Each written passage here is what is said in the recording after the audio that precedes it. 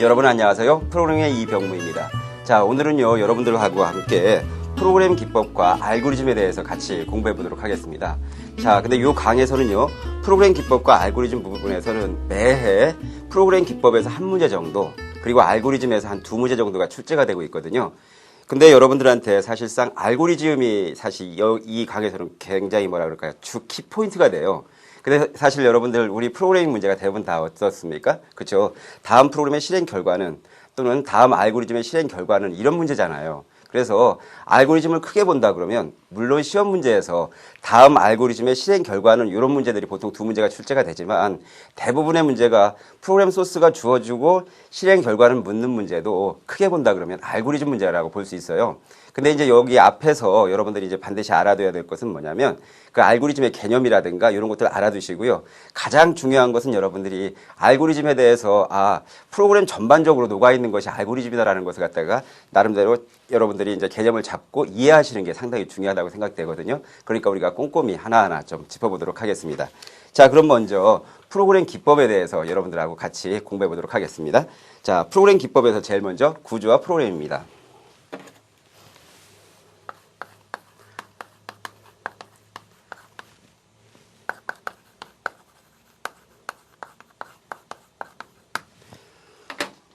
근데 여러분들이 이제 이 프로그램 기법을 공부할 때요, 많은 친구들이 뭐냐면 좀 뭐라 그럴까, 이 프로그램 기법이라는 게 좀 역사성이 있는 어떤 그런 내용이거든요. 실질적으로 그 역사에 대해서, 그러니까 과거에는 프로그램을 갖다 이런 식으로 작성을 했는데 최근의 추세는 좀 이런 식으로 가겠다, 이런 식으로 하다 보니까 여러분들이 뭐냐면 좀 이 부분에 대해서 공부하기를 약간 조금 재미없어 합니다, 사실. 근데 사실 선생님이 여러분들한테 이제 말씀드리지만 여기는 그냥 과거의 프로그램 기법이 이런 식으로 발달돼 왔구나, 좀 발전되고 있구나, 이런 관점에서 뭐냐면 그냥 편안한 상태로 그냥 그렇구나 이런 정도로 그냥 들어보시는 게 좋을 것 같아요. 꼭 여기에 있는 내용을 갖다 하나하나 분석을 해서 뭐 꼭 암기하고 외우고 이럴 필요는 사실 그렇게 외울 필요는 별로 없다고 생각이 들거든요. 그리고 프로그램 기법에서는 한 문제가 나오는데요. 선생님이 프로그램 기법에서 일단 구조 프로그래밍하고 객체 지향 프로그래밍에 대해서 여러분한테 설명을 하겠지만, 거기서 그 시험 문제 나오는 것은 딱 한 문제 정해져 있어요. 그 문제 그것만 여러분한테 딱 캐치를 해드릴 테니까 그거 외에는, 왜냐하면 역사적인 관점, 사실 프로그램 이 작성 기법에 대한 역사적인 관점이라고 하는 것은 실질적으로 뭐냐면 내가 많이 작성을 해봐서 익숙해지면 충분히 그 내용을 파악하거나 또는 이해하는 데 굉장히 쉬운데, 그렇지 않은 부분은 사실상 상당히 조금 어렵습니다. 그렇기 때문에 여러분들이 그냥 뭐 어떤 거 위주로 공부를 해야지 이런 생각 가지시지 마시고요. 그냥 역사적인 관점에서 봤을 때 프로그램 작성 기법을 이런 식으로 봤구나, 이런 관점으로 편안한 자세로 그냥 들어주시면 돼요. 자, 일단 먼저 구조화 프로그래밍인데요. 자, 우리가 프로그램을 작성하는데 결국은 말 그대로 구조화 프로그래밍 기법입니다.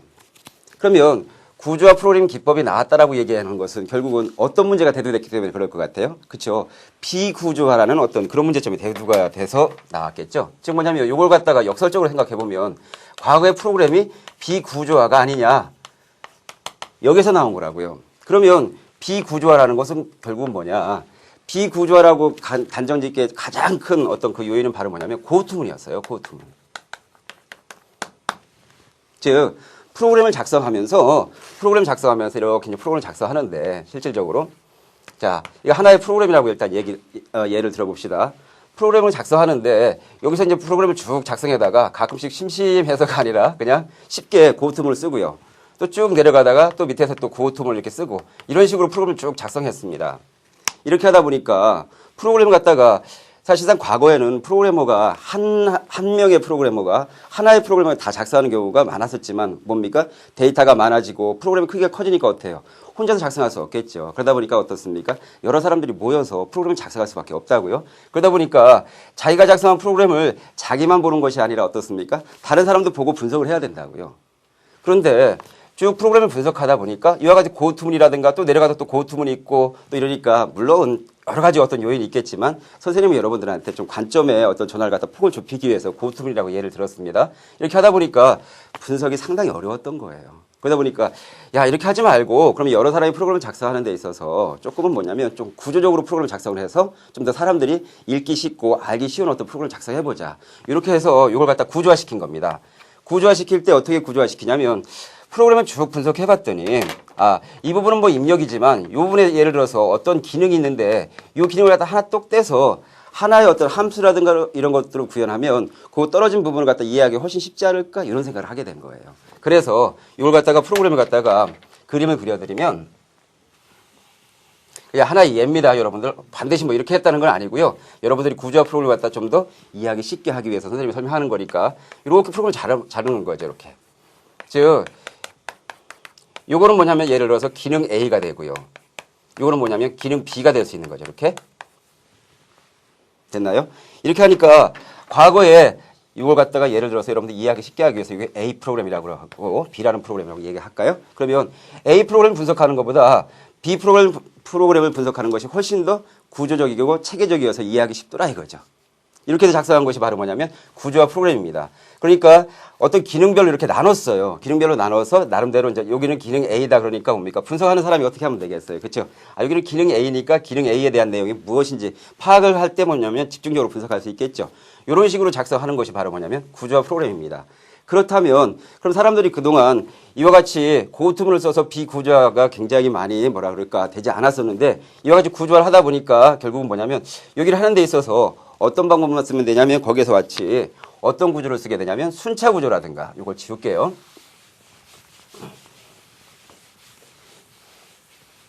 고투문을 쓰지 않고도 충분히 프로그램을 구현할 수 있다는 얘기죠. 그래서 뭐냐면 거기 보니까 순차 구조가 되어 있고요. 순차 구조, 그 다음 뭐가 있습니까? 선택 구조, 그 다음 뭐가 있어요? 반복 구조가 있는 거죠. 즉, 요 세 가지 어떤 구조만을 가지고 프로그램을 작성해도 충분히 어떤 구조화 프로그램을 작성할 수 있다라는 어떤 그런 얘기가 되겠습니다. 그래서 우리 교재에 보면 거기 순서도가 쭉 나와 있어요. 순차 구조는 보니까 그 순서도를 보니까 어떻습니까? 위에서부터 아래로 쭉 순차로 내려가고 있고요. 선택 구조라고 하는 것은 조건에 따라서 조건이 맞으면 여기로 가고 아니면 이쪽으로 가고 이렇게 돼 있고요. 반복 구조라고 하는 것은 조건을 갖다가 만족하느냐 여부에 따라서 계속 문장을 반복 수행하고 있는 어떤 이런 건데 여기 선생님이 더 깊숙이 들어가면 여러분들이 구조 프로그램에 대한 어떤 개념을 갖다 잃을까 봐서 여기서 멈추겠습니다. 어쨌든 구조화 프로그램이 대두된 이유는 과거의 프로그램이 어떻게 됐다고요? 네, 비구조화였기 때문에 상당히 분석이 어렵더라. 그렇기 때문에 좀 구조화시켜서 프로그램을 분석해보자. 이렇게 해서 나타난 기법이라고 얘기할 수 있습니다. 자, 근데 구조화 프로그램이 이제 나오고 나서 이제 프로그램을 작성하고 있었는데 자, 일단 하드웨어는 굉장히 많이 발달하고 있었어요. 근데 어떤 문제가 되냐면 하드웨어가 굉장히 발달하고 있는데 여기에 뭐냐면 소프트웨어가 따라가지 못하는 어떤 현상이 발생하는 거죠. 자, 그래서 하드웨어가 발달하고 있는데 소프트웨어가 따라가지 못한다. 그래서 소프트웨어 위기가 발생했습니다. 소프트웨어 위기의 핵심은 뭐냐면 바로 뭐냐면 컴퓨터는 굉장히 하드웨어는 발달되고 있어요. 근데 그 컴퓨터 하드웨어를 운영하기 위해서는 어떻게 해야 되겠습니까? 그렇죠? 소프트웨어가 있어야만이 그 프로그램, 그 컴퓨터가 들어갈 수 있을 거 아닙니까? 그런데 하드웨어는 굉장히 발달하고 있는데 거기에 따라가는 소프트웨어가 굉장히 적체되고 있더라고요. 그렇죠? 그래서 요인이 뭐냐 봤더니 뭐냐면 사람들이 이렇게 생각한 거예요. 과거에 프로그램 작성하는 것들이 굉장히 많은데 새로운 어떤 문제가 대두될 때마다 계속 프로그램을 작성한다 그러면 그것도 상당히 뭐라 그럴까요? 문제적인 요인이 아니냐. 왜냐하면 이미 작성해놓은 프로그램을 갖다 쓴다 그러면 그래도 뭐냐면 하드웨어 같이 좀 생산성이 높아질 수 있는데 재사용성이 어떤 그런 것이 좀 지체가 되기 때문에 하드웨어의 발달에 따라가지 못하는 거 아니냐 이런 어떤 문제점에 봉착하게 된 거죠. 그래서 사람들이 어떤 관점을 갖게 됐냐면 바로 재사용성 관점에서 프로그래밍 기법을 갖다가 생각하게 됐습니다. 재사용성. 즉 뭐냐면 기존에 작성해놓은 프로그램을 갖다가 재사용해보자 이런 관점에서 바로 나온 것이 바로 뭐냐면 객체지향 프로그램입니다. 그래서 우리가 두 번째로 여기서 이제 선생님이 큰 두 번째 주제로 뭐냐면 객체지향 프로그래밍에 대해서 설명할게요.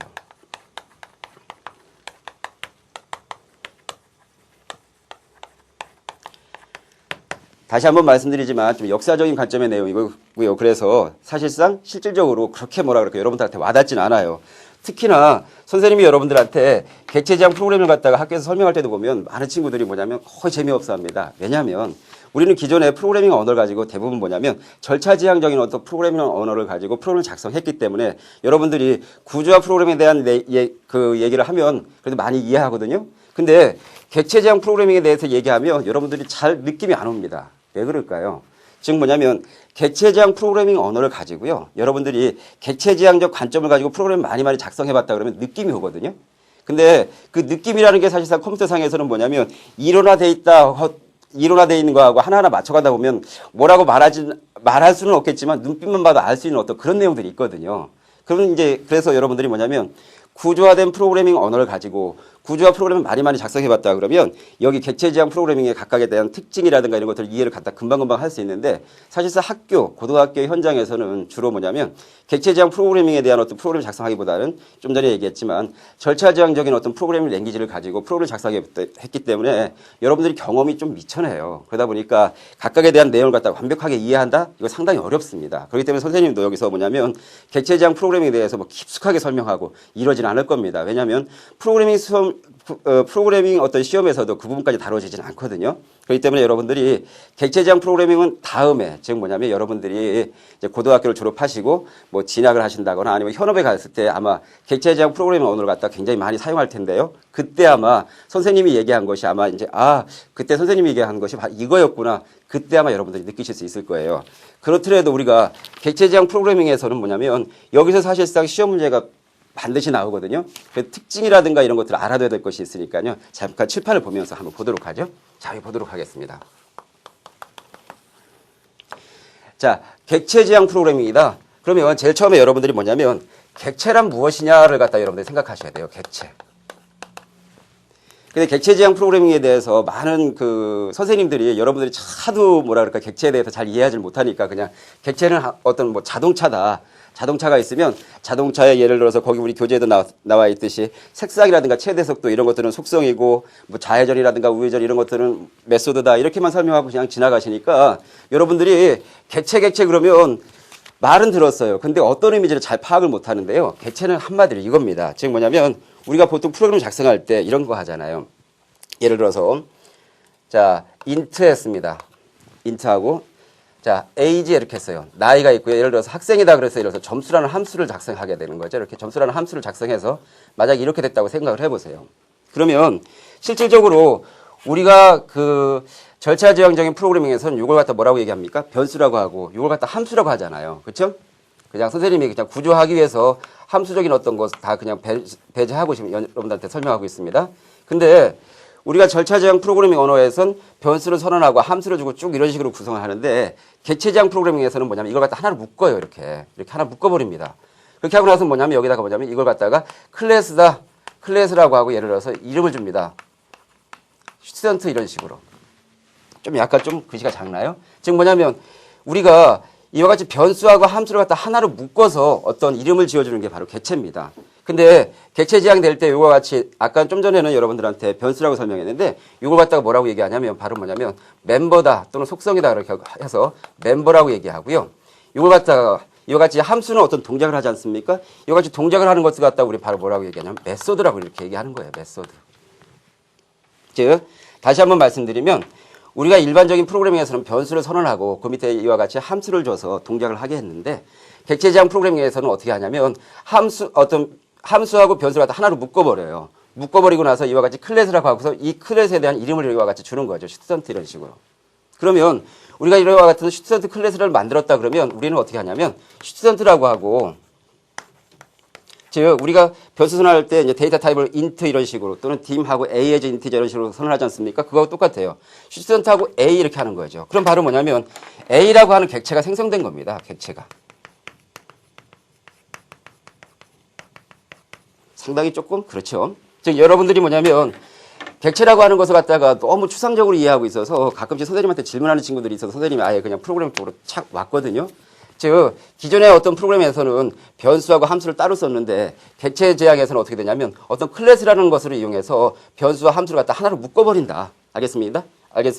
그러기 때문에 여기서 뭐냐면 어떤 속성을 갖게 되고요. 그것에 대한 동작도 같이 갖게 된다. 이런 의미에서 바로 뭐냐면 객체라고 얘기를 하는 거예요. 근데 객체 지향 프로그래밍 언어는 크게 세 가지 주요한 특징이 있어요. 자, 특징 그 세 가지 꼭 좀 알아두시기 바라는데요. 자, 선생님 일단 제일 처음에 캡슐화부터 먼저 말씀드리겠습니다. 캡슐화.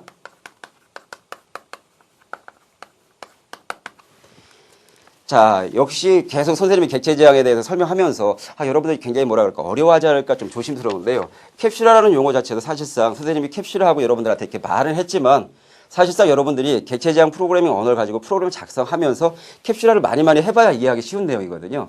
근데 하나로 뭐로 딱 설명한다는 건 상당히 좀 어렵습니다. 그렇기 때문에 선생님은 그냥 일상적인 예제를 갖고요. 여러분들한테 이렇게 이해할 수 있을 정도만 이런 게 캡슐화다 정도까지만 여러분들한테 설명을 드릴게요. 자, 여러분들이 집에서 만약에 TV를 봅니다. TV를 본다고 생각을 하고 자, 일단 개념적으로 설명하지 않고 일단 실생활적으로 설명할게요. 자, 이렇게 TV가 있어서 여러분들이 TV를 본다고 생각을 해보세요. TV를 본다고 생각하면 자, 여러분들 TV 이 안에 있는 내부 구조를 다 알고 나서 TV를 봅니까, 여러분들? 그렇지가 않잖아요. 그렇죠? 이 TV는 어떻게 구성되어 있고 어떤 회로에 의해서 구성되어 있고 어떻게 동작하는지 여러분 몰라도 어떻습니까? 여러분들은 뭐예요? 바로 리모컨만 갖고 그렇죠? 리모컨만을 이용해서 탁 틀어서 뭡니까? 하면 내가 원하는 채널에 어떤 프로그램 볼 수 있잖아요. 자, 그럴 때 자, 이 TV를 만든 사람은 어떻습니까? 이 TV 설계를 잘 해놔야 되겠죠. 그렇죠? 그래야 소비자가 이 TV는 예를 들어서 어떤 뭐 화질이 좋아 또는 이 TV는 예를 들어서 화면이 커서 나는 그거 선택할 거야 이런 식으로 소비자가 선택할 수 있지 않습니까? 근데 만든 사람은 그런 관점이지만 사용하는 관점은 뭡니까? 이 TV가 어떻게 만들어졌는지 전혀 몰라요. 단지 뭐냐면 내가 리모컨만을 가지고 이 TV를 갖다가 나름대로 신호를 줘서 동작하게 하고 나는 TV를 보기만 하면 된다고요. 이게 바로 캡슐화입니다. 선생님 잘 이해가 안 되는데요. 결국은 뭐냐면 그렇게 얘기할 수 있는 친구들이 있을지 모르겠는데 캡슐화라고 하는 것은 뭐냐면 여러 기능들을 모아놓는 거예요.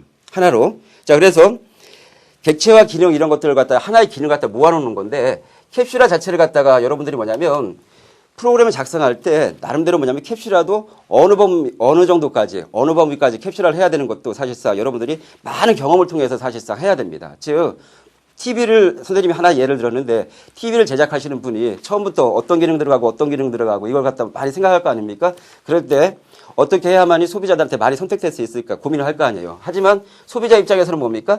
내가 원하는 기능만 있다 그러면 살 수가 있잖아요. 그리고 뭐냐면 사용할 때는 뭐냐면 이 아래에 있는 것 전혀 신경 쓰지 않습니다. 단지 뭐냐면 내가 어떤 명령을 줘서 그것을 갖다 실행하게 되는 어떤 이런 결과를 보이는데 바로 그것이 바로 뭐냐면 이러한 기능들을 갖다 모아놓은 것 그것이 바로 캡슐화입니다. 또 쉽게 또 이렇게 설명하기도 하죠. 여러분들이 보통 보면 감기약 같은 경우 보면 어떤 뭡니까 캡슐 안에 어떤 약이 들어있잖아요. 그렇죠? 그럼 여러분들이 약을 먹을 때 그 안에 있는 내용 다 쏟아갖고 요거는 뭐고 다 알아야만이 먹을 수 있는 거예요. 그렇지 않잖아요. 그렇죠? 그것은 뭐냐면 약사분이 그 안에 있는 내용물을 갖다 분명히 분석을 해놓게 있었기 때문에 여러분들이 예를 들어 감기에 걸렸다 그러면 그거 갖다 주는 거잖아요. 그럼 여러분들 어떻습니까? 약사님이 주신 약을 갖다 여러분들 믿고 그냥 먹는 거 아니에요. 그렇죠? 그게 바로 뭐냐면 여러 가지 기능을 갖다 하나의 캡슐에 모아놨다. 그 생각을 해도 역시 또 캡슐화의 어떤 하나의 예가 될 수 있겠습니다. 다시 한번 얘기하지만 상당히 좀 뭐라 그럴까 전혀 틀린 얘기는 아니지만 아주 굉장히 선생님이 좁게 설명하고 있어요. 여러분들 객체 지향 프로그래밍이라고 하는 거 굉장히 넓기 때문에 여러분들 그 전체적인 것에 대해서 나중에 느낌을 갖고 있을 때 그때 좀 더 공부하시기 바랍니다. 두 번째 특성은 뭐가 있냐면 상속성이라는 특성을 갖고 있어요. 상속성. 상속성은 그래도 여러분들 조금 이해를 좀 쉽게 하는데요. 뭐냐면 A라는 객체가 있습니다. A라는 객체가 있는데 A라는 객체의 기능이 어떻게 되냐면 1번, 2번, 3번, 4번 이런 기능을 갖고 있어요. 근데 내가 B라는 어떤 객체를 만들었는데 B가 나름대로 나는 어떤 기능을 갖고 싶으냐면 5와 6과 기능을 갖고 싶습니다. 근데 내가 작성하다 보니까 기존에 만들어 놓은 A라는 객체를 갖다가 재사용하고 싶거든요. 선생님이 객체 지향 프로그래밍에 들어오면서 뭐라고 했냐면 재사용성 관점에서 바라보겠다 이렇게 말씀을 드렸죠. 그러니까 나는 그러면 1, 2, 3, 4번 기능도 그대로 갖고 있고 또한 5번, 6번 기능도 그대로 갖고 있는 어떤 이런 객체를 만들 때 원래 상속성을 지원하지 않는다 그러면 여러분들 어쩔 수 없이 어떻게 해야 됩니까? 그렇죠. 1, 2, 3, 4, 5, 6번 기능을 다 갖고 있는 걸 만들어야 된다고요. 하지만 상속성이라고 하는 것을 지원한다고 하는 것은 뭐냐면 이와 같이 만들고 나서 얘는 뭐냐면 A를 상속했다 이렇게 표시만 해주면 돼요. 그럼 뭐냐면 앞으로 B의 객체는 뭐냐면 1, 2, 3, 4 기능뿐만이 아니라 5번, 6번 기능까지도 다 사용할 수 있는 거죠. 이게 바로 뭐냐면 상속성입니다. 됐어요? 그러니까 기존에 누군가가 만들어 놓은 것을 객체를 갖다가 뭡니까? 다시 재사용성 훨씬 더 많이 할 수 있는 거죠. 이와 같이 재사용성 관점에서도 뭐냐 역시 또 상속성이 또 여러분들한테 또 대두가 되는 거죠. 그래서 이와 같이 캡슐화 상속성이 또 되겠습니다. 세 번째 특징으로 뭐가 있냐면요. 여기서 보면 다형성이라는 특징이 있습니다. 다형성. 다형성도 여러분들이 보면 많이 좀 이해하는데 어려워해요. 자, 다형성을 보겠습니다. 자, 다형성이라는 게 뭐냐. 일단 여러분들 그 다형성 같은 예제를 들기 위해서 여러분들 이런 한번 예를 들어볼까요?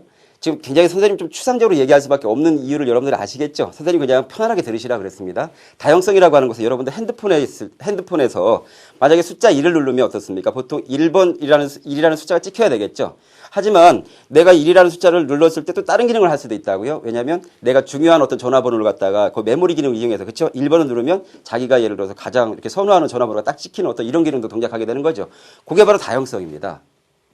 어떤 의미에서 다형성이냐면 내가 1번을 누르는 동작은 똑같아요. 그죠? 근데 상황에 따라서 어떤 때는 뭐냐면 번호 1번이 눌러지는 경우가 있고요. 어떤 때는 뭐냐면 메모리된 전화번호가 1번의 그거에 의해서 나오게 되는 어떤 이런 게 있는 거죠. 그러니까 동작은 똑같이 하는데 뭡니까? 내가 그걸 누르는 동작은 똑같은데 뭡니까? 나름대로 동작이 다르게 되는 어떤 이런 게 있는 거죠. 그게 바로 뭐냐면 다형성이 되겠습니다.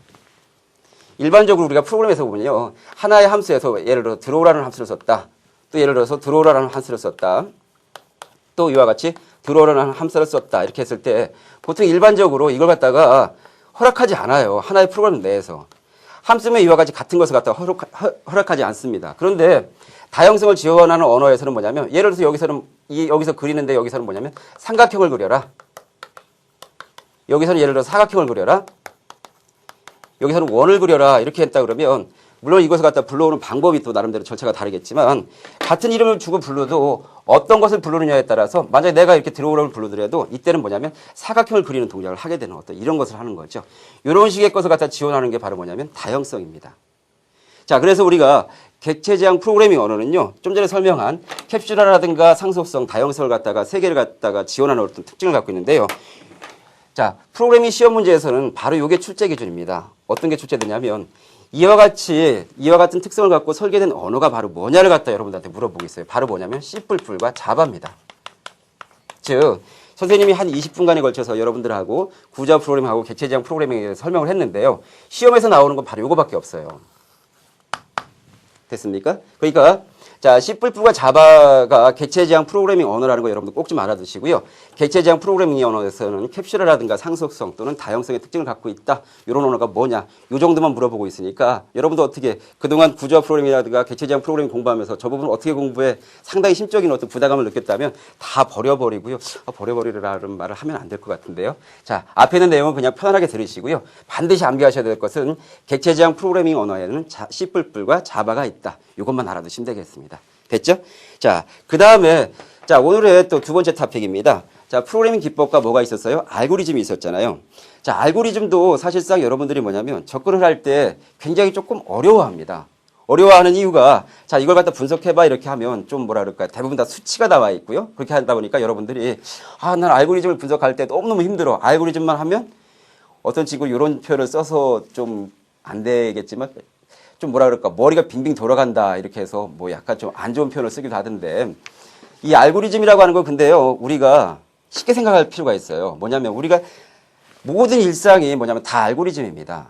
즉 여러분들이 뭐냐면 아침에 일어날 때 눈을 딱 뜰 때 일어날까 말까 그럴 때도 뭡니까 일어나야지 하고 벌떡 일어나는 것도 역시 하나의 알고리즘이에요. 나 일어나지 않고 그냥 잘래 그러면 뭡니까 자는 거죠. 그러니까 우리가 꼭 문제만 문제다라고 생각하지 마시고 우리가 어떤 문제뿐만이 아니라 우리가 일상적으로 하는 것도 모두 다 알고리즘이라고 생각하신다면 일단 편하게 접근하실 수 있을 겁니다. 그래서 선생님 여러분들한테 처음에 알고리즘 접근할 때 그냥 여러분 공부하시다 출출하면 좀 라면을 한번 끓여볼까요? 라면 끓여 먹는 어떤 알고리즘 갖다 접근을 하면서 여러분들한테 한번 넘어가 보도록 할게요. 자, 세 번째 알고리즘인데요.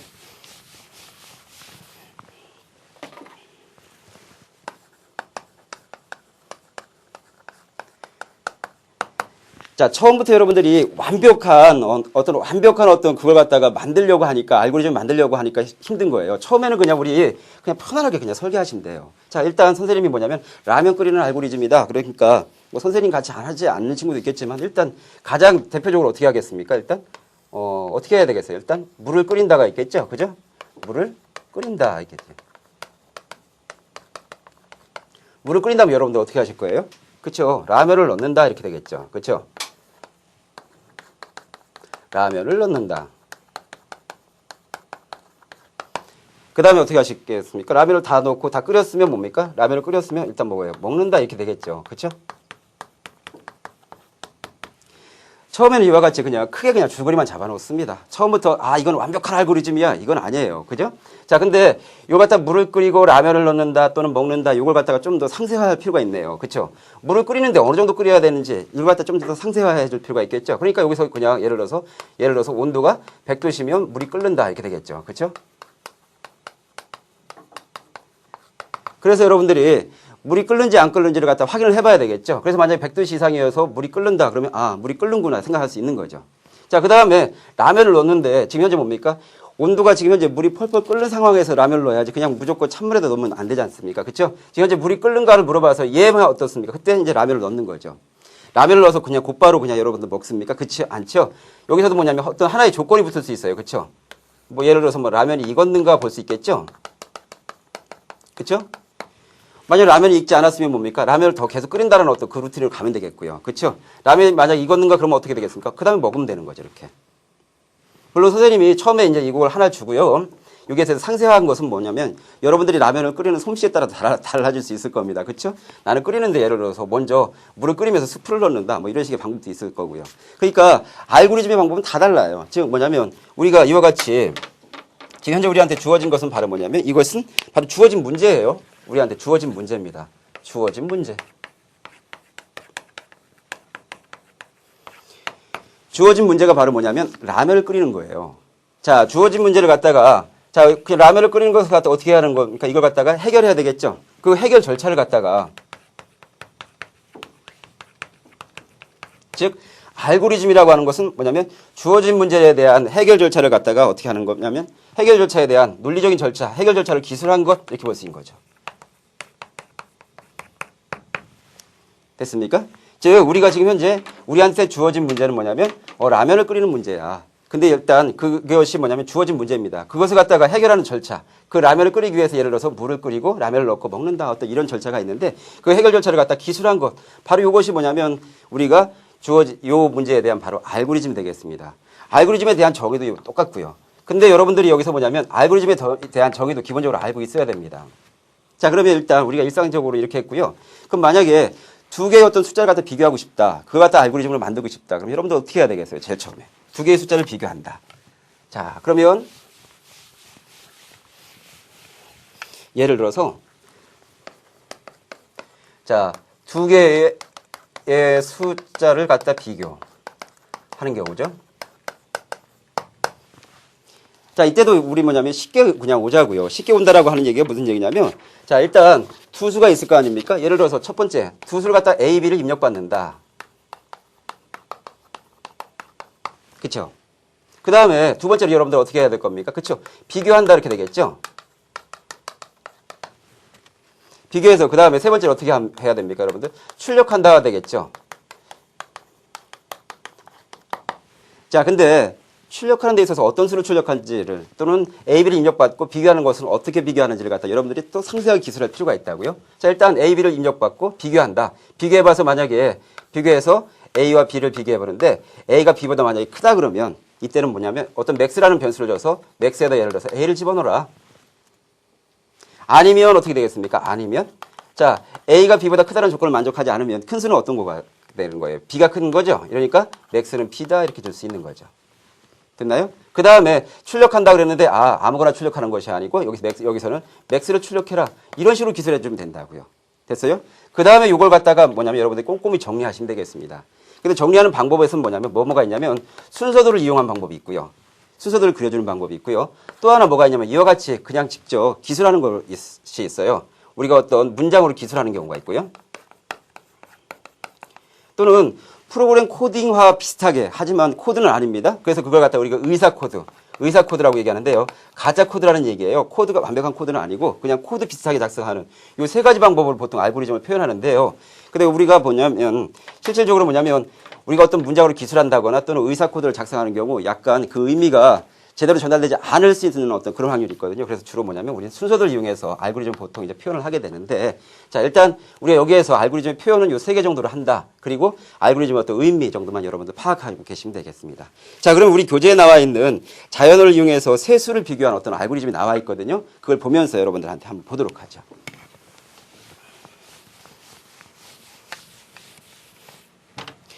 그러니까 이것도 처음에는 뭐냐면 지금 현재 문제가 뭐냐면 자연어를 이용해서 자연어라고 하는 것은 우리가 일상적으로 쓰는 어떤 그 용어로 얘기하는 거거든요.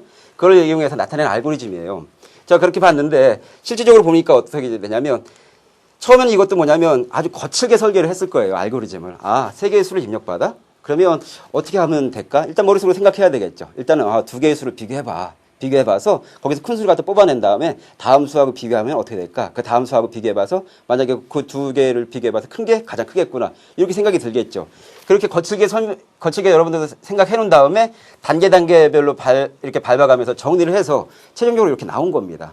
자, 그래서 지금 현재 보세요. 변수 A, B, C, K를 갖다 정수형으로 선언한다 이랬습니다. 됐어요? 지금 현재 우리가 입력받은 수는 뭐냐면 A, B, C예요. 자, 두 번째 보겠습니다. 단계 2에서 보니까 서로 다른 세 정수를 입력받아 각각 변수 A, B, C에 저장한대요. 예를 들어서 우리가 여기서 이와 같이 기호로 되어 있으면 우리 숫자로 표현하면 훨씬 더 좀 이해하기 쉽거든요. 그러면 5하고 예를 들어서 뭐 4, 예를 들어서 3 이렇게 저장했다고 생각해 보세요. 자, 그러면 만약 A가 B라고 그러면 지금 현재 A에는 얼마를 넣었습니까? 5를 넣었잖아요. 그렇죠? B에는 얼마를 넣었습니까? 4를 넣었잖아요. 그렇죠?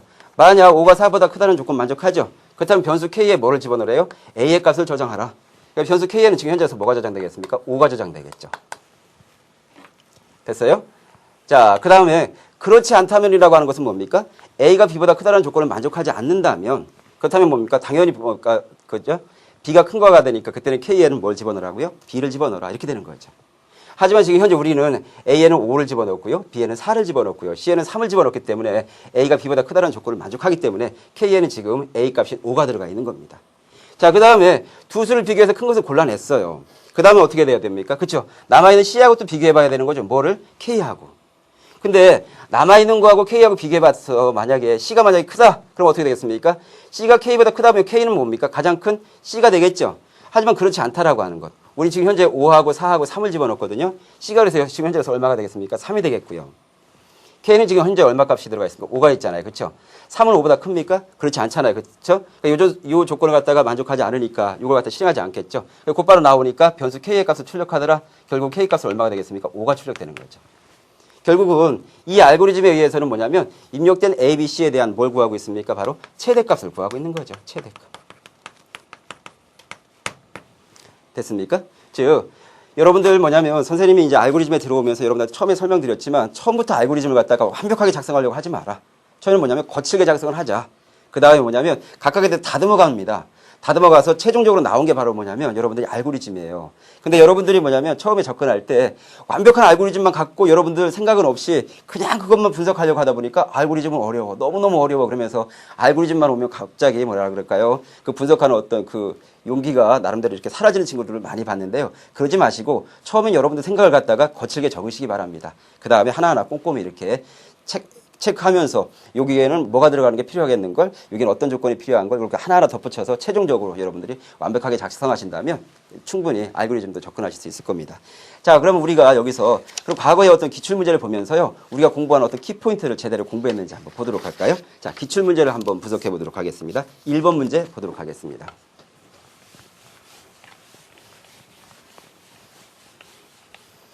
자, 1번 문제를 보시면 선생님이 우리가 지금 현재 요 강의에서 하고 있는 것이 프로그래밍 기법과 알고리즘이잖아요. 그렇죠? 근데 프로그래밍 기법은 우리 역사적인 얘기니까 우리 편하게 듣자. 편하게 듣지만 객체 지향 프로그램 마지막에 설명하면서 여기에서 출제 기준은 요거다. 요거밖에 없으니까 뭐 앞에 있는 부분 공부하지 말라가 아니고 편안하게 들으시고 각각의 특징이라든가 그런 것들이 있고 객체 지향 프로그래밍 언어가 C++과 자바가 있다는 것은 꼭 기억해 두자 이렇게 여러분한테 말씀드렸습니다. 바로 우리 이런 식으로 출제가 되는 거예요. 그게. 그러니까 프로그램 기법에 대해서 여러분들 공부할 때 너무 이렇게 시간을 갖다 소진하지 마시기 바랍니다. 근데 그것은 왜 그러냐면 여러분들이 객체 지향 프로그래밍 언어를 갖다가요, 나중에 프로그래밍 된 언어로 프로그램을 작성하다 보면요, 자연스럽게 여러분들이 체득하게 돼요. 지금 여러분들이 경험이 없는데 그걸 갖다가 저기 뭐라 그럴까요? 여러분들 그 갖고 있지 않은 어떤 경험들을 갖다가 계속 어떤 이론적으로 설명하다 보니까 여러분들이 느낌이 없고요. 느낌이 없다 보니까 여러분들 거화가 되지 않는 경우거든요. 그러니까 여러분들 그 객체 지향 프로그램을 이용해서 프로그램 많이 작성해서 여러분들이 객체 지향에 대해서 완벽하게 느낌이 오고 그럴 때 각각에 대해서 세세한 것은 좀 공부해 두시기 바랍니다. 여러분들 수준에서는 바로 뭐냐면 객체 지향 프로그래밍 언어가 과연 뭐가 있는지만 알아두시면 돼요. 알겠어요? 자, 그래서 지금 현재 뭐냐면 채용 공고에 나타난 프로그래밍 언어에 대한 설명으로 옳은 것을 보기 위해서 골라봐라 그랬습니다. 채용 공고에서 나온 프로그래밍 언어가 지금 봤더니 뭐가 나와 있습니까? C++과 자바가 나와 있는 거예요. 자, C++과 자바는 선생님이 뭐라 그랬습니까? 그쵸? 객체지향 프로그래밍 언어다 그랬잖아요. 그쵸?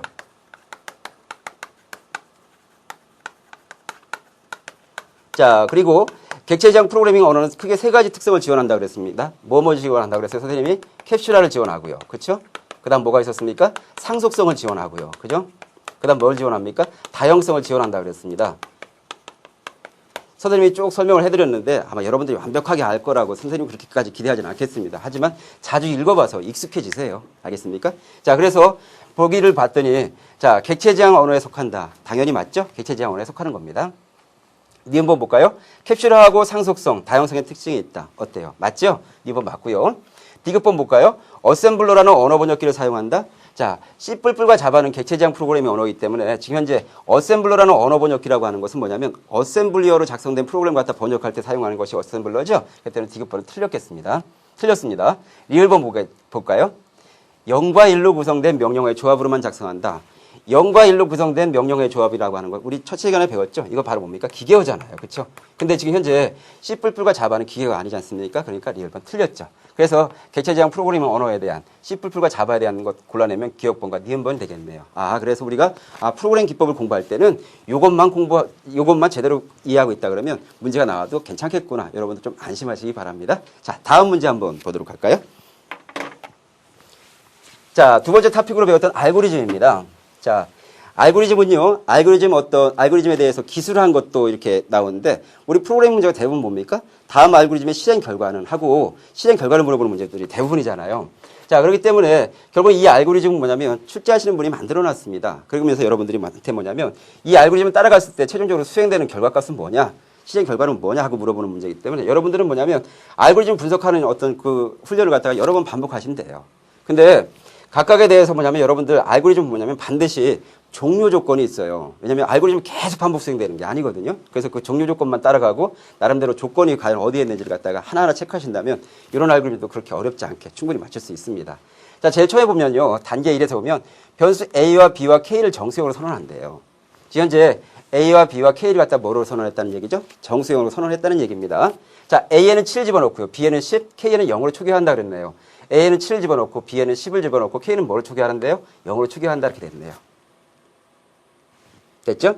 자, 단계 3을 보겠습니다. A의 값이 홀수라면 어떻게 한대요? A의 값이 지금 현재 A가 얼마가 들어가 있습니까? 7이 들어가 있는데 홀수이면 B의 값을 K에 더하래요. B의 값이 지금 현재에서 갖고 있는 값이 얼마입니까? 10이잖아요. 그렇죠? K 값 더해주죠. 뭐 더하라는데 그대로 더해주면 됩니다. 알겠어요? 자, 더한다. 됐죠? A의 값이 1이면 또 조건이 있네요. A의 값이 만약에 1이라면 근데 지금 현재 A 값은 얼마입니까? 7이잖아요. 그렇죠? 자, 1이면 K의 값을 출력하고 종료하는데 지금 현재 여기에 바로 뭐냐면 종료 조건이 이렇게 있는 거예요. 종료하는데 지금 현재 뭐냐면 A의 값은 지금 현재 1이 아니고 뭡니까? 7이기 때문에 종료할 필요가 있어요? 없어요? 종료할 수 없습니다. 그렇기 때문에 자, 단계 5로 옵니다. A의 값을 2로 나눈 몫을 자, A의 값을 2로 나눈 몫이니까 A의 값을 2로 나눈 몫이니까 값은 얼마가 되겠습니까? 3이 되겠죠. 그렇죠? 자, 이걸 갖다가 A에 대입하라고 되어 있고요. B의 값에 2를 곱한다. B의 값에 2를 곱하니까 B의 값이 좀 전에 얼마였습니까? 10이었는데 2를 곱하니까 값이 얼마가 되겠습니까? 20이 되겠네요. 이렇게. 됐어요? 그렇게 하고 나서 단계 어디로 가래요? 단계 3으로 가라고 그랬네요. 이렇게 하고 나서 단계 3으로 가니까 단계 3으로 다시 또 올라가게 되는 겁니다. 자, A의 값이 홀수이면 A의 값이 지금 현재 3이니까 그렇죠? 홀수이면 자, B의 값을 K에 더하라고 그랬습니다. 그러면 B 값이 지금 현재 갖고 있는 값이 20이니까 K에다 더하니까 20도 더해지겠네요. 자, 그 다음에 A의 값이 1이면인데 이걸 만족하지 않으니까 그 밑으로 내려오겠죠? A의 값을 2로 나눈 몫을 A에 대입해라. 다시 뭡니까? 1 되겠죠. 그 다음에 어떻게 되겠습니까? B의 값에 2를 곱한다. 40이 되겠죠. 됐어요? 자, 그 다음에 B에 대입한 후 단계 3으로 다시 올라가니까 이번에 A의 값이 지금 현재 1이니까 홀수죠.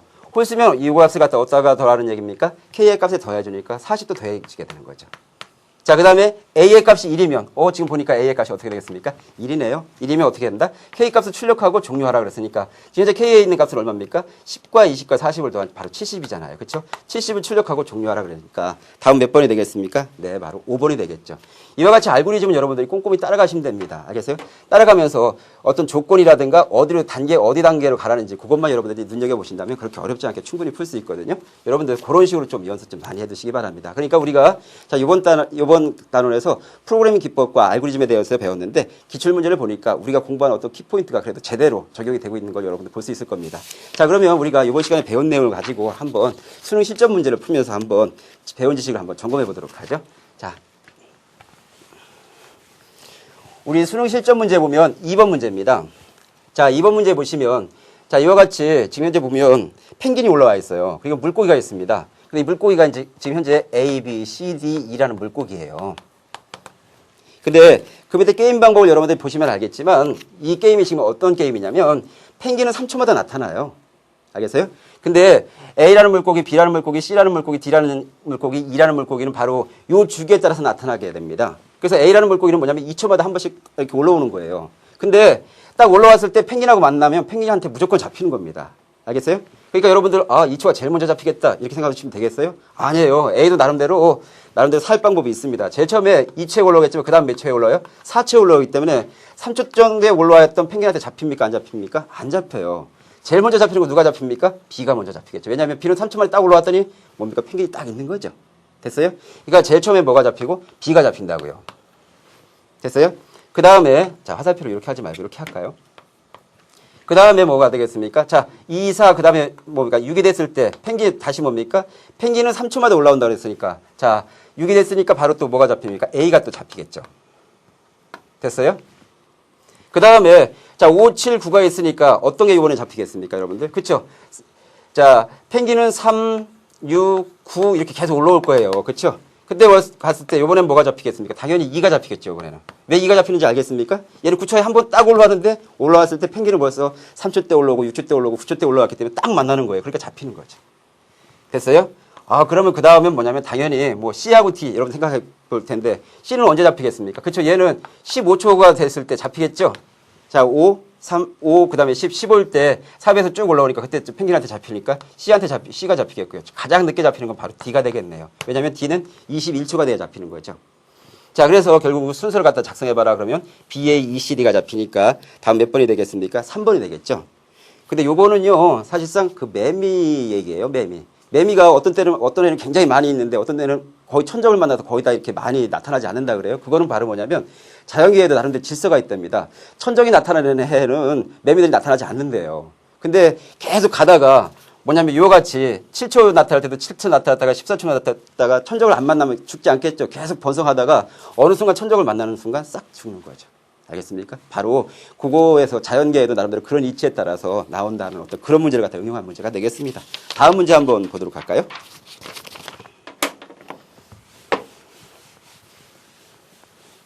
자, 3번 문제인데요. 다음 알고리즘을 수행할 때 출력 결과는 어떻게 되느냐 하고 물어본 문제입니다. 자, 그러면 지금 현재 보면 자, 놈의 4하고 10, 16 이런 값 이제 들어올 건데 자, 썸을 갖다 제일 먼저 뭐로 초기한대요? 1로 초기한다 이렇게 돼 있죠? 자, 숫자를 차례대로 하나 읽어 변수 놈에 저장한다. 만약 읽어드린 숫자가 0이면 어떻게 한대요? 종료한다 그러네요. 자, 제일 처음에 이제 4라는 숫자를 갖다 읽어드리는 거죠. 자, 근데 단계 3을 봤더니 어떻게 됐냐면 썸은 썸 곱하기 2입니다. 그러니까 썸이 제일 처음에 1이라 그랬잖아요. 그쵸? 1 곱하기 2라 하니까 썸 값이 얼마가 되겠어요? 2가 되겠죠. 그쵸? 그래서 단계 4로 내려와서 2하고 지금 넘 값이 뭐예요? 4죠. 그쵸? 2는 4보다 작다는 조건 만족하죠? 이면 단계 3으로 다시 올라가래요. 단계 3으로 올라가니까 이번에 뭐 어떻게 되겠습니까? 기존에 있었던 썸 값에다가 썸 값이 2였는데 여기다가 다시 2를 곱하니까 값이 뭐가 되겠습니까? 썸 값이 이번에 4로 바뀌겠네요. 그쵸? 내려오겠죠? 4는 4보다 작습니까? 아니죠. 그럴 때 단계 5로 왔더니 썸이 넘하고 같다면 그때는 뭘 출력하래요? 5를 출력하라고 그랬으니까 자 4가 나올 때는 이번에 뭘 출력합니까? 5를 출력하게 되는 거죠. 그 다음에 10인 경우는 어떻게 됐겠습니까? 10인 경우 계속 2, 4, 6, 2를 제일 처음에 1일 때 그 다음에 2가 되고요. 그렇죠? 그 다음에 4가 되고 그 다음에 8이 되고 이렇게 되겠죠. 그 다음에 만약에 16이 되겠습니다. 만약에 지금 현재 16이 됐고 너미 예를 들면 지금 현재 들어온 값이 10이에요. 16이 10보다 작다는 조건 만족하지 않죠? 내려와 보니까 썸하고 넘어갔습니까? 같지 않으니까 그때는 뭘 출력하는 겁니까? x를 갖다 출력해주겠고 16은 역시 뭐냐 이때는 뭐냐면 5를 출력해주겠죠. 자, 이 문제는 결국은 뭐냐면 2의 거듭제곱을 갖다가 나왔을 때 그때만 뭐냐면 5를 출력해주고 그때는 그 다음에 것은 뭘 출력해줘라? x를 출력해줘라. 이런 문제가 되겠네요. 다음 문제 한번 보도록 할까요? 자, 5번 문제입니다. 자, 5번 문제를 보시면 이거는 뭐냐면 실질적인 상황을 주고요. 여러분들한테 이걸 갖다가 프로그램 코딩하면 어떻게 되겠느냐 이렇게 물어보는 문제입니다. 자, 제일 처음에 보니까 A의 내용물을 갖다 B컵 C에 모두 따른다 그랬습니다. 그러니까 결국은 우리가 프로그램 코드화하면 A에다가 A의 내용물을 갖다 어디다 따른다는 얘기예요? C에 따르니까 어떻게 되겠습니까? C에다가 일단 A를 집어넣어라 이게 되겠죠.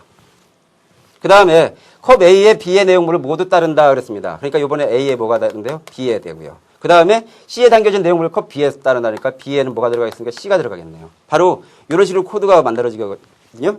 근데 이 과정을 갖다 여러분들 잘 살피면 뭐냐면 바로 뭐냐면 이게 수학 과정이에요. 수학 과정. 즉 뭐냐면 A와 B 두 개 들어있는 내용물을 갖다 서로 교환하는 알고리즘이 바로 이 알고리즘이 되겠습니다.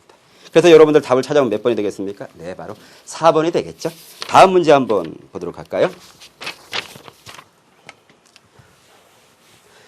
자, 7번, 8번 문제가 있는데요. 다음 알고리즘을 보고 물으면 답하시오 그랬습니다. 선생님이 알고리즘에 대해서 전체적으로 설명하고요. 7번, 8번 문제는 여러분들한테 일단 맡길게요. 자, 이게 알고리즘이 어떻게 동작되는지만 여러분들 이해하시면 됩니다. 자, 그래서 제일 처음에 A에는 12가 있고요. 됐어요? 자, 카운트는 0이 있고요. K는 1이 있습니다. 합은 어떻게 되는지를 일단 물어보고 있는 문제인데 알고리즘 봤더니 단계 1에서 보니까 A에는 12가 있고요. 카운트는 0, K는 1, 합은 0으로 추가됐다고 돼 있죠. 단계 2를 보니까 A를 K로 나누래요. A를 K로 나누어서 자, 그러니까 12를 갖다 1로 나누어서 나머지가 뭡니까? 나머지를 구하는데 나머지가 0이면 이때는 뭐냐면 카운트는 하나 증가한대요. 그러니까 1일 때 뭐냐면 카운트 하나 증가하겠죠. 카운트 하나 증가합니다. 이렇게. 자, 그 다음에 합은 합 플러스 K를 수행하라. K 값 수행하니까 합은 1이 더해지겠네요. 그 다음에 자, K가 A보다 작다면 지금 현재 K라고 하는 것은 1이죠. A 값은 지금 현재서 뭡니까? 12잖아요. 그렇죠? 이 조건을 만족하면 자, K 값을 1 증가시킨 후 1 증가시키니까 K 값이 뭐가 되겠어요? 2가 되겠죠. 그런 다음에 단계 2로 가라 그랬습니다. 단계 2로 가니까 단계 2로 가겠죠. 자, 이번엔 뭐가 들어오겠습니까? 2가 들어오겠죠. 자, 이번에 K 값이 2일 때 2를 갖다 역시 12로 나눠도 어떻습니까? 나눠지죠. 그러니까 어떻게 되겠습니까? 카운트는 또 다시 하나 증가되고 합은 또 다시 또 2가 되겠죠. 이렇게. 다시 또 여기서 증가시켜서 올라가서 이번엔 뭐냐면 K 값이 3이 됩니다. 3일 때도 역시 어때요? 또 나눠지죠. 그러니까 카운트 값도 하나 증가되고요. 그렇죠? 그 다음에 여기서 뭐냐면 3이 되고요. 그럼 4가 들어오면 어떻게 되겠습니까? 12 역시 4로 나눠지죠. 역시 나눠지니까 자, 카운트 값 역시 또 하나 또 증가가 되겠고요. 그렇죠? 증가가 돼서 4가 되겠고요. 자, 그 다음에 여기서 뭐냐면 4도 더해지겠죠. 5는 안 되죠? 그 다음 뭐가 됩니까? 6이 되고요. 그렇죠? 그 다음 뭐가 되겠습니까? 12가 되겠죠. 자, 6이 들어왔을 때 카운트가 하나 증가하시니까 5가 되고요. 12가 들어왔을 때 결국 뭐가 됩니까? 6이 되겠죠. 결국은 우리 7번 문제에서는 기억, 니은, 디귿 이렇게 물어보고 있는데요. 결국은 요게 답니다. 결국 이 문제는 뭐냐면 12에 대한 약수를 갖다 구해봐라 이겁니다. 알겠어요? 그래서 결국은 약수를 갖다 구해보고 약수에 대한 합 1, 2, 3, 4, 그 다음에 뭐가 있습니까? 6과 11을 더하니까 값은 얼마가 되겠어요? 그쵸? 바로 28이죠? 요 값을 물어보는 게 바로 뭐냐면 8번 문제가 되겠습니다. 자, 그래서 7번 문제는 보면 단계 2는 12번 수행된다 그랬어요.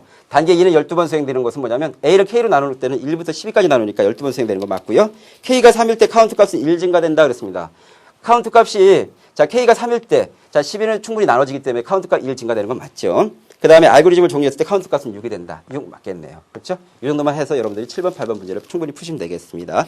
다음 문제, 9번 문제 한번 보도록 할까요?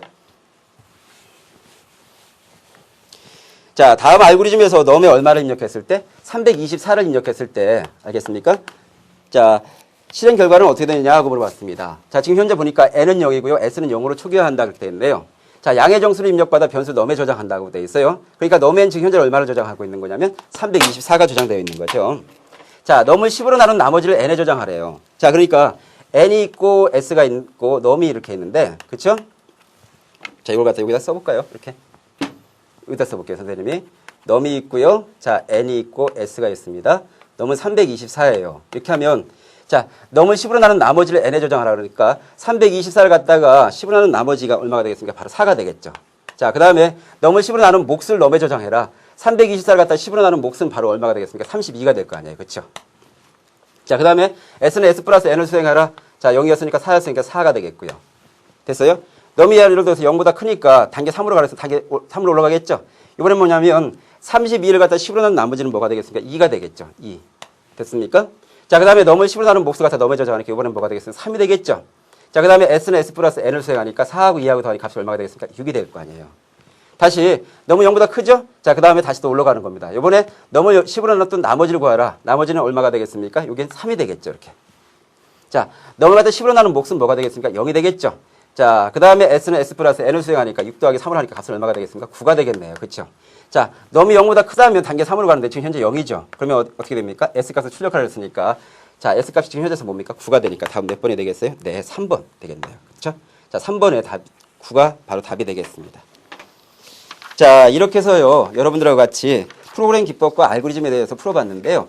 프로그램 기법은 선생님이 여러분한테 말씀드렸지만 그 어떤 역사적인 관점, 개념 위주로 여러분들 공부를 해주시면 되겠고요. 알고리즘 여러분 분석을 좀 많이 해두시기 바라겠습니다. 그럼 다음 시간 여러분들 같이 순서도 작성 시간에 같이 여러분들 뵙도록 하겠습니다. 여러분들 수고 많이 하셨습니다.